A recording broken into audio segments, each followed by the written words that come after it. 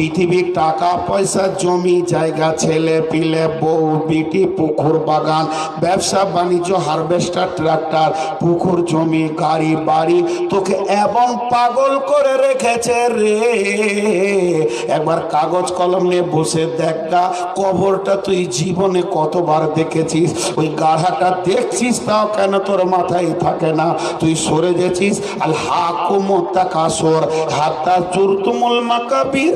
যখন তুই ডুব করে নিজে কবরে ঢুকলি সেদিন তোর চোখ খুলে গেল। হাত্তা জুরতুমুল মাকাবির কাল্লা সাউফা তা'লামুন, সেই দিন তুই জানতে পারলি। সুম্মা কাল্লা সাউফা তা'লামুন, আবার সেই দিনই তোর ভালো করে চোখ খুললো। কাল্লা লাউ তা'লামুনা ইলমাল ইয়াকিন, তখন তোর ইলমে জ্ঞান ইয়াকিন বিশ্বাস তোর বেড়ে গেল।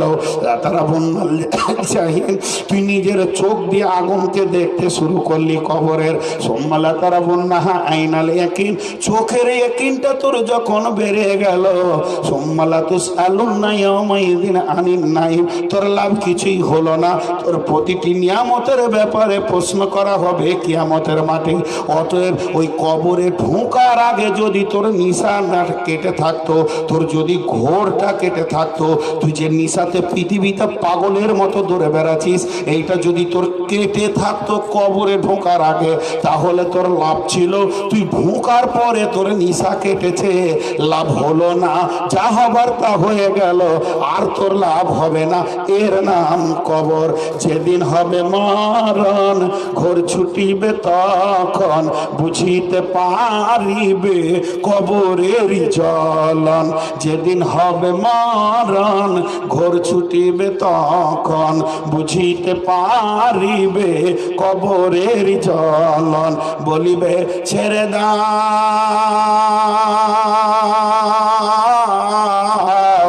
দুনিয়ায় করিব না গুনাহ, তাও তো তোমায় কোনো দিন ছেড়ে দেওয়া হবে না। ঘুমায়ে ঘুমায়ে ঘুমায়ে যাইবে তুমি চির জন্মের মতো, আর তো কোনো দিন ফিরে আসবে না, আর তো কোনো দিন ফিরে আসবে না, আর তো কোনো দিন ফিরে আসবে না।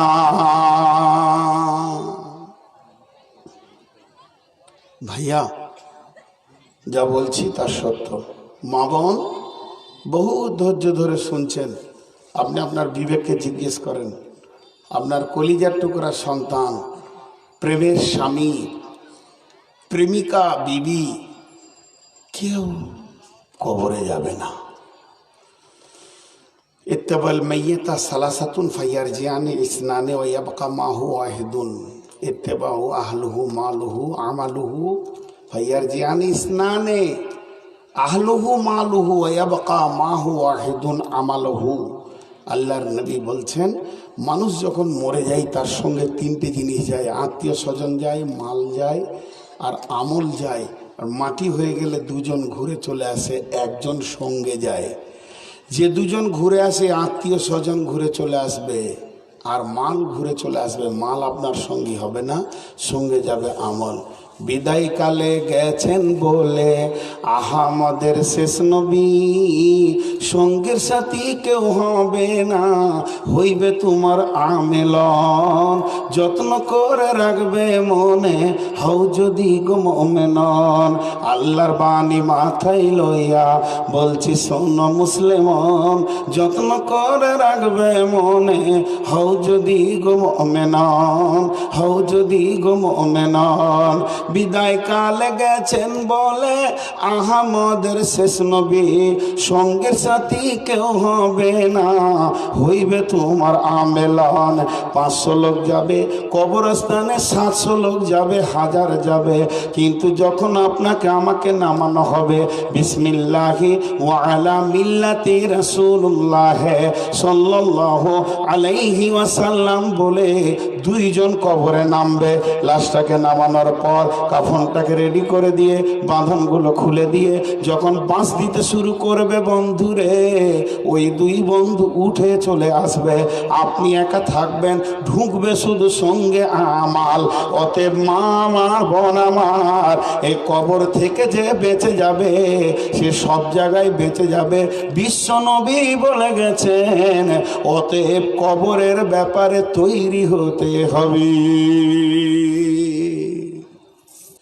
জি চলেন এবার কবর থেকে বাঁচবো কি করে।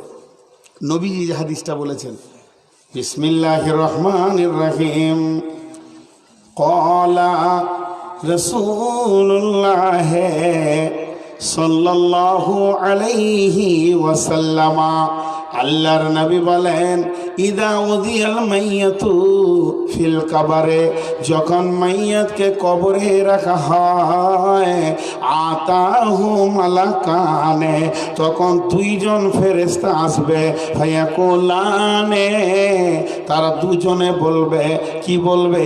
একজনে বলবে না, দৌত কণ্ঠে বলবে, একই সঙ্গে বলবে।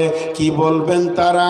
মান রব্বুকা মা দীনুকা ওয়া মান নবিয়ুকা, তোমার রবকে, তোমার দিন কি, তোমার নবীকে। যদি কেউ উত্তর দেয় রব্বি আল্লাহ, আর উত্তর দেবে দ্বীনুল ইসলাম, 3 নম্বর উত্তর দেবেন নবী মুহাম্মদুর রাসূলুল্লাহ সাল্লাল্লাহু আলাইহি ওয়াসাল্লাম।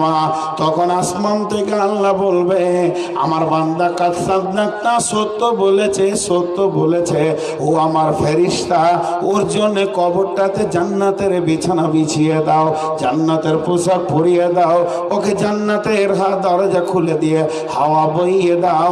আমার বান্দা ঘুমিয়ে যাও, নৌকা নমে উরুসা, যেমন নতুন বাসর ঘরে মানুষ ঘুমায় ওই রকম ঘুমিয়ে যাও, তাকে ঘুম পাড়িয়ে দেওয়া হবে। আর যে লোকটা উত্তর দিতে পারবে না, আহা আল্লাহ আদেরে, আমি তো কিছুই জানি না, কিছুই বুঝি না, 3টেতে যখন ও উত্তর দিয়ে দেবে, আল্লাহ তাবারাক ওয়া তাআলা বলবে, এ আমার বান্দা মিথ্যুক, সবই জানতো বুঝতো, কামল করেনি, উত্তর দিতে পারেনি, এর জন্য জাহান্নামের দরজা খুলে দাও, জাহান্নামের পোশাক পরিয়ে দাও, আর জাহান্নামের আযাব চালু করে দাও। যতদিন না ইসরাফিল সুর ফুঁকেছে, ওর কবরে আযাব আর আযাব চলতে থাকবে। হাক্কুন আযাবাল কবরে হাক্কুন, আযাবাল কবরে হাক্কুন, আযাবাল কবরে হাক্কুন।